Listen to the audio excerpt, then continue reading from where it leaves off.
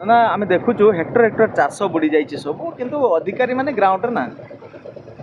प्रकृत में चाषी मानकर मेरुदंड भांगीगला भाया परिस्थिति से वर्षकर कमाणी चाष रुए किंतु धान बिहन सब पचिक नष्ट हो गलानी एपरी दी थर है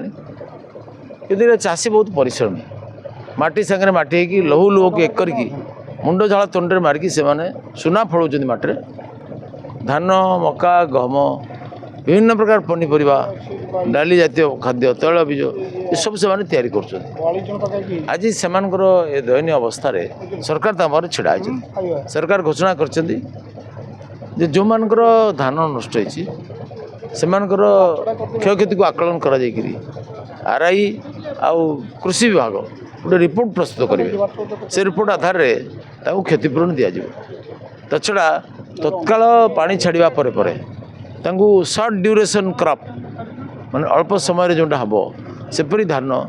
बिहन जोगाई दिज्व कृषि विज्ञान केन्द्र किंबा से निजे जब कौट उच्च अंचल आणवे से सरकार पैसा देवे